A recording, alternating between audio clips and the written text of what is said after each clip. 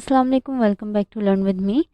आज हम लोग जो है active membrane potential, resting membrane potential, propagation और साइनैप्स, ये सारी जो है हम लोग पढ़ेंगे। नर्व इम्पल्स क्या होता है, ये सब कुछ हम लोग इस वीडियो में पढ़ेंगे। ठीक है, सब कुछ इकट्ठे करके हम लोग एक ही लेक्चर में इसे कवर करेंगे।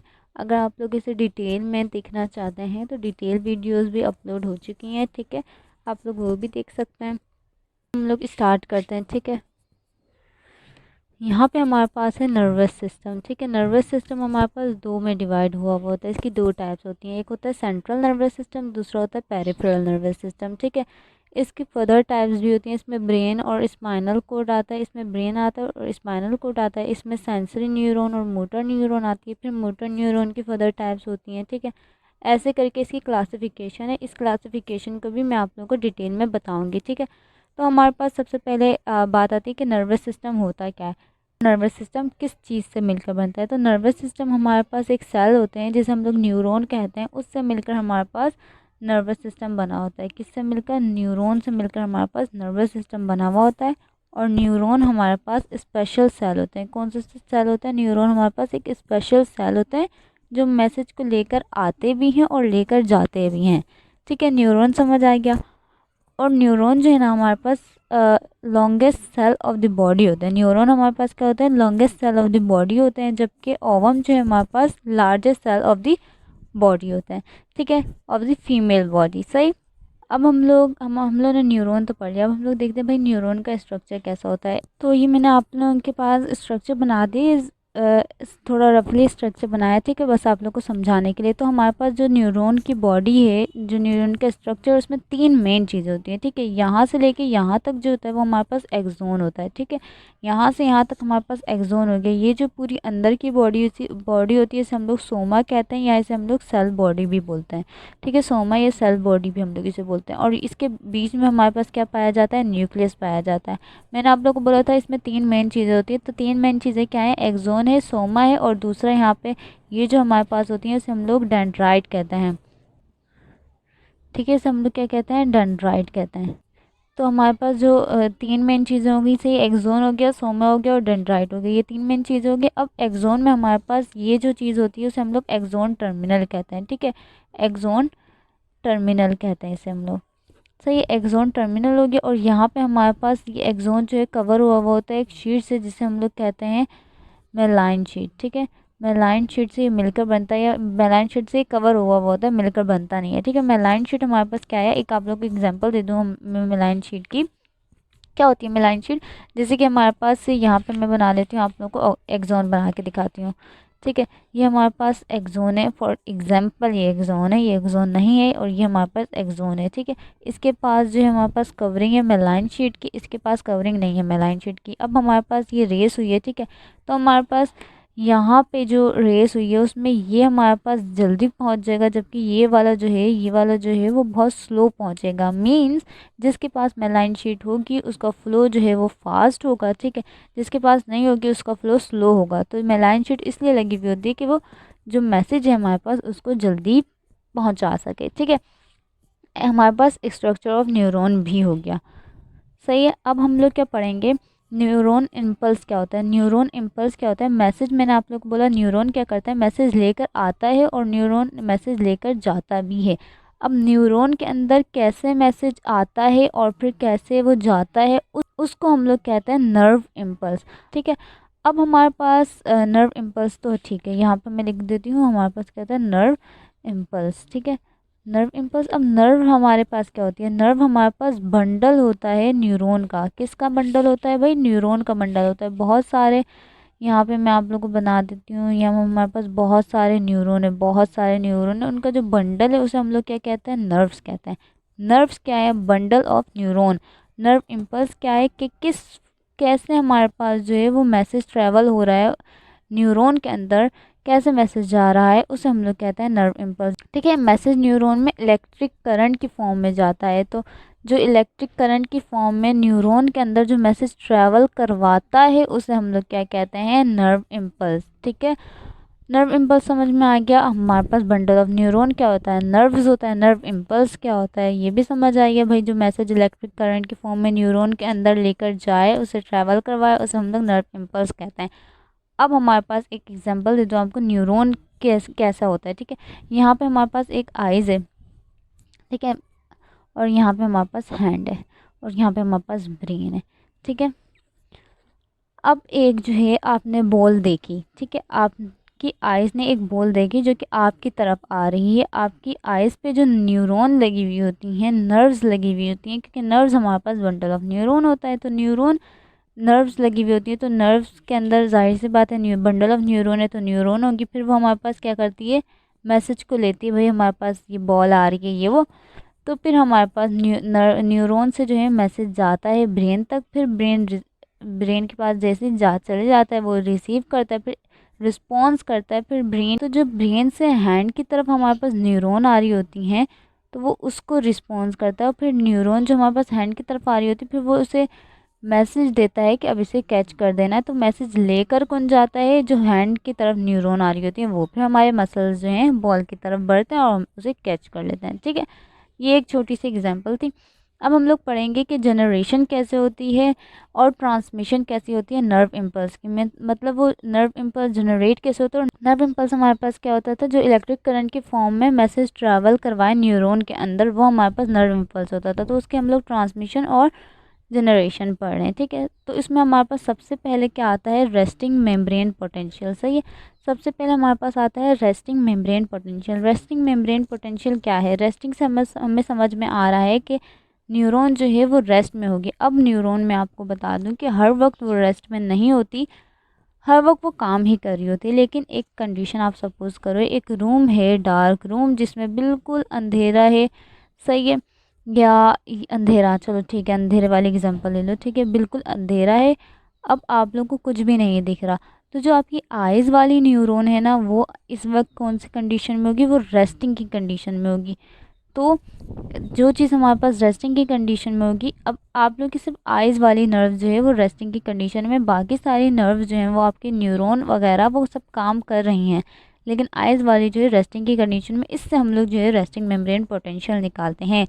मेम्ब्रेन पोटेंशियल क्या होता है, जो मेम्ब्रेन पे चार्ज आता है उसे हम लोग मेम्ब्रेन पोटेंशियल कहते हैं। ठीक है, अब हमारे पास क्या है, ये मैं आप लोग को एक मेम्ब्रेन है, ये मैं एक्सॉन की मेम्ब्रेन बना लेती हूँ। एक्सॉन की मेम्ब्रेन जो होती है उसे हम लोग कहते हैं न्यूरोलीमा। ठीक है, एक्सॉन की मेम्ब्रेन जो होती है उसे हम लोग न्यूरोलीमा बोलते हैं। और हमारे पास ये एक ऐसी वैसी बात है।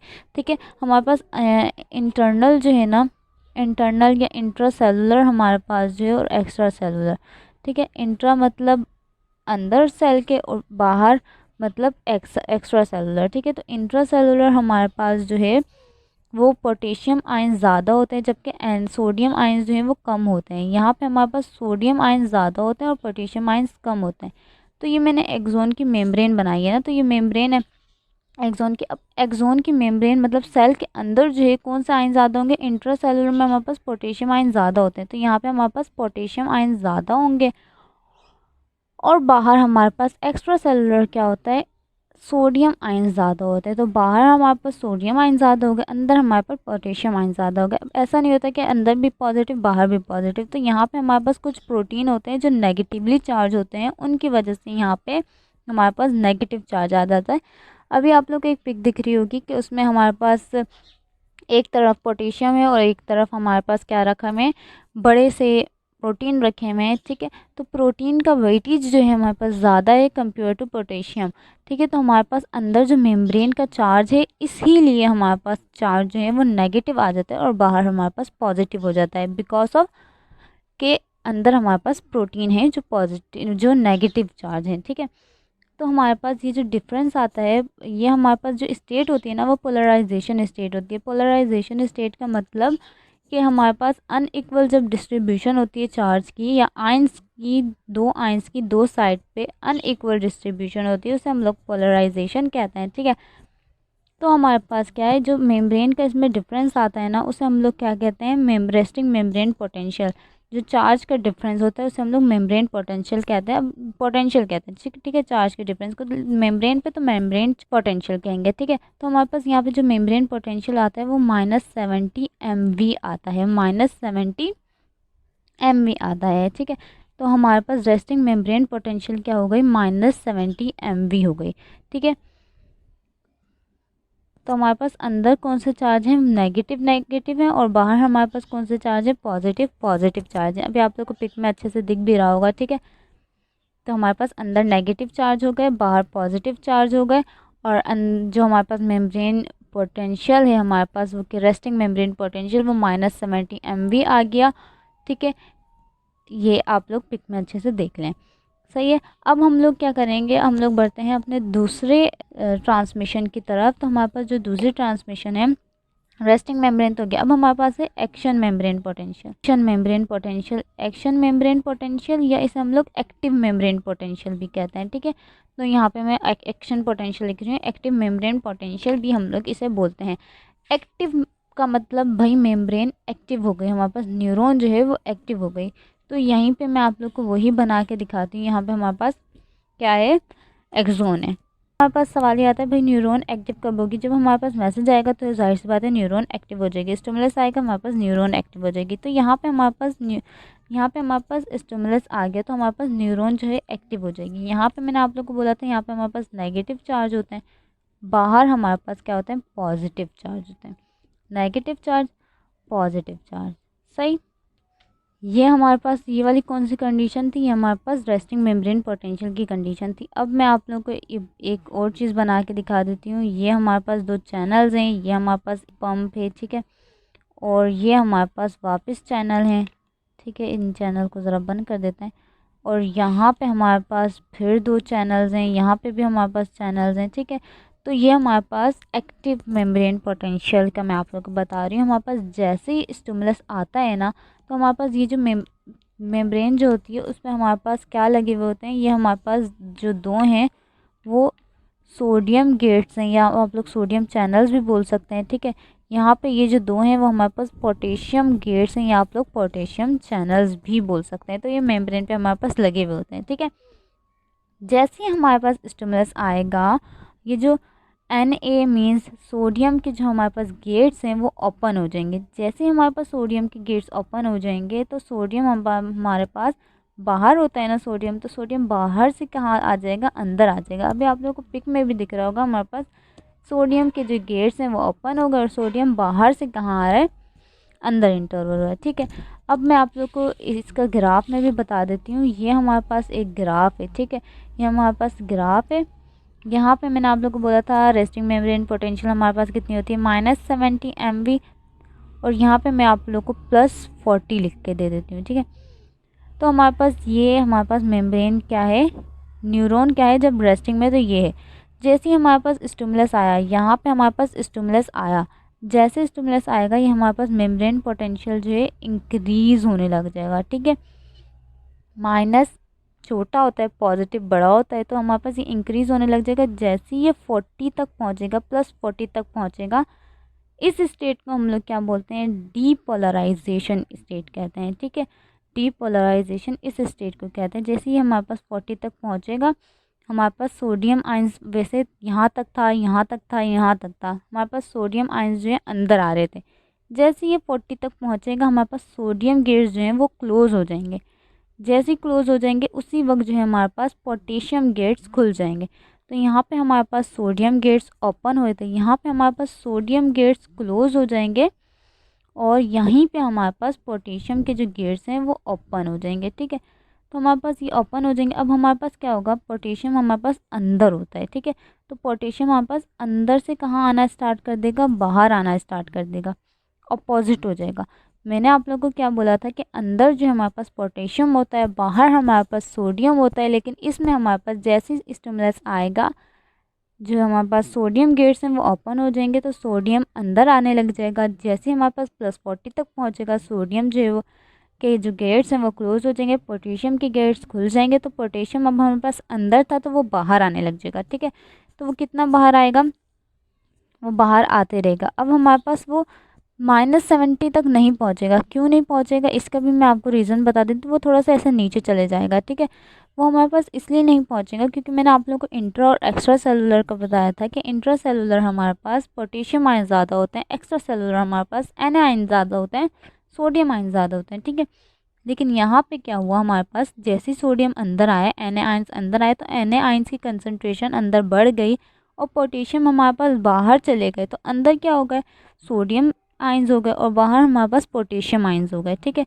तो हमारे पास चार्ज कैसे आ जाएंगे, हमारे पास चार्ज कुछ ऐसे आ जाएंगे कि बस चार्ज कैसे हो जाएंगे, हमारे पास चार्ज ऐसे हो जाएंगे कि यहाँ पे हमारे पास माइनस माइनस हो जाएगा बाहर और अंदर हमारे पास पॉजिटिव पॉजिटिव हो जाएगा। हालांकि हमारे पास क्या था, अंदर नेगेटिव था और बाहर पॉजिटिव था, लेकिन एक्टिव में हमारे पास अंदर जो है क्या हो जाएगा, पॉजिटिव हो जाएगा और बाहर हमारे पास नेगेटिव हो जाएगा, बिकॉज ऑफ कि हमारे पास पोटेशियम बाहर आ गए और सोडियम आयंस अंदर चले गए, ठीक है। अब हमारे पास क्या होगा, हम लोगों ने इंट्रासेलुलर पढ़ा था, Na आयन ज़्यादा होते हैं और इंट्रासेलुलर हमारे पास पोटेशियम आयन ज़्यादा होते हैं और एक्स्ट्रा सेलुलर हमारे पास Na आयन ज़्यादा होते हैं। लेकिन यहाँ पे अपोजिट हो गया है, तो इसको बैलेंस करने के लिए, इसको नॉर्मल कंडीशन पे लाने के लिए हमारे पास क्या होता है, ATP पंप होता है। ATP पंप का काम क्या है कि हमारे पास अब इसकी कंडीशन, इस ये जो कंडीशन हमारे पास बन गई है उसे हम लोग को नॉर्मल कंडीशन पे लाना है। तो यहाँ पे हमारे पास क्या होगी, रीपोलराइजेशन होगी, ठीक है। पोलराइज स्टेट पे वापस आएंगे तो हमारे पास रीपोलराइजेशन होगी। तो इसमें हमारे पास ATP पंप क्या करता है, ये जो पोटेशियम आयंस बाहर है ना, उन्हें 2 पोटेशियम आयंस को अंदर लाता है और 3 पोटेशियम आयंस को हमारे पास बाहर करता है। जब जब हमारे पास 2 पोटेशियम आयंस अंदर आएंगे ATP पंप के ज़रिए, तब तब हमारे पास Na आयंस 3 Na आयंस बाहर जाएंगे। अभी आप लोग को पिक में भी दिख रहा होगा, पर जो 2 पोटेशियम आयंस हैं वो अंदर आ रहे हैं, तो हमारे पास 3 जो सोडियम आयंस हैं वो हमारे पास बाहर जा रहे हैं। तो 2 पे 3, ठीक है, 2 अंदर आएंगे तो 3 बाहर जाएंगे, सही है। तो ऐसे ऐसे करके ये हमारे पास बिल्कुल नॉर्मल रेस्टिंग की कंडीशन में ला देता है। तो -70 वापस डिफरेंस आ जाता है जब हमारे पास पोटेशियम आयंस अंदर हो जाते हैं और Na आयंस बाहर हो जाते हैं, ठीक है। यहाँ तक होप से सबको समझ आ गया होगा, ठीक है। अब हम लोग पढ़ते हैं हमारे पास प्रोपगेशन, ठीक है। प्रोपगेशन हमारे पास क्या होती है, पहले मैं आप लोग को ये इसी में ही समझा देती हूँ। ये हमारे पास रेस्टिंग मेम्ब्रेन पोटेंशियल है, ठीक है। यहाँ पे हम लोग स्टिमुलस ये ले लेते हैं, ठीक है। समझो ये स्टिमुलस है, स्टिमुलस में चार्ज हमारे पास क्या होता है, अंदर पॉजिटिव बाहर नेगेटिव। भाई ये कैसे हुआ, मैंने आप लोग को बोला था कि जैसे हमारे पास एक्टिव मेम्ब्रेन पोटेंशियल होगी, तो एक्टिव मेम्ब्रेन पोटेंशियल में हमारे पास अंदर पॉजिटिव चार्ज हो जाएगा, बाहर नेगेटिव चार्ज हो जाएगा। एक्टिव मतलब स्टिमुलस आ चुका है, मीन्स जैसे स्टिमुलस आएगा तो हमारे पास अंदर पॉजिटिव हो जाएगा, बाहर नेगेटिव हो जाएगा। तो आप लोग मान लो कि ये हमारे पास स्टिमुलस है। अब स्टिमुलस यहाँ आएगा, ठीक है, सब आहिस्ता आहिस्ता करके ट्रैवल होगा ना। तो हमारे पास जैसे ही यहाँ आएगा तो हमारे पास यहाँ पे चार्ज पॉजिटिव हो जाएगा और बाहर नेगेटिव हो जाएगा। लेकिन जैसे ये आगे थोड़ा सा बढ़ेगा तो हमारे पास यहाँ पे पॉजिटिव हो जाएगा, यहाँ पे नेगेटिव हो जाएगा, और ये जैसे था ना, नेगेटिव पॉजिटिव, अंदर नेगेटिव बाहर पॉजिटिव, ये वैसे ही रहेगा। मतलब ये जहाँ जहाँ जाते रहेगा सिर्फ वहाँ का चार्ज चेंज होते रहेगा, बाकी का अपना रिवर्स होते रहेगा, बाकी का अपना वैसे ही सेम रह हो जाएगा, ठीक है। अभी आप लोगों को मैं वीडियो भी दिखा देती हूँ। वीडियो में अभी जैसे कि आप लोग को दिख ही रहा होगा कि हमारे पास जहाँ जहाँ ये जा रहा है स्टिमुलस, वहाँ पे हमारे पास आयंस जो हैं वो चेंज हो रहे हैं और बाकी फिर हमारे पास आयंस वापस ठीक होते जा रहे हैं। तो हमारे पास डीपोलराइजेशन, रीपोलराइजेशन, डीपोलराइजेशन और रीपोलराइजेशन चलती जा रही है, ठीक है। ये हमारे पास होती है प्रोपेगेशन। अब हम लोग पढ़ते हैं साइनेप्स क्या होता है। साइनेप्स हमारे पास एमडीकेट और बाकी चीज़ों के लिहाज से भी बहुत ज़्यादा इंपॉर्टेंट है। साइनेप्स बेसिकली क्या होता है, साइनेप्स साइनेप्स हमारे पास बेसिकली क्या होता है, जंक्शन होती है किसके बिटवीन, एक्सोन टर्मिनल के बिटवीन और डेंड्रॉइड के बिटवीन। रफली डायग्राम में भाई इसका कोई मजाक ना उड़ाना। ये हमारे पास क्या है, एक्सोन टर्मिनल है, ठीक है। एक्सोन एक्सोन हमारे पास ये टर्मिनल है, ठीक है। और ये हमारे पास क्या है, डेंड्राइट है, राइट है हमारे पास, ठीक है। तो जो जंक्शन होती है एक्सोन टर्मिनल और डेंड्राइट के बिटवीन, उसे हम लोग क्या कहते हैं, साइनेप्स कहते हैं। और ये जो बिटवीन, ये इसके बिटवीन में जो स्पेस होती है उसे हम लोग क्या कहते हैं, साइनेप्टिक क्लेफ्ट, ठीक है। साइनेप्टिक क्लेफ्ट, क्लेफ्ट का मतलब हमारे पास कोई खाली जगह होती है, तो साइनेप्टिक क्लेफ्ट हमारे पास ये हो गया। सही, अब इस डायग्राम को साथ ठीक करके बताती हूँ कि क्या होता है हमारे पास। यहाँ पे हमारे पास एक्सॉन टर्मिनल में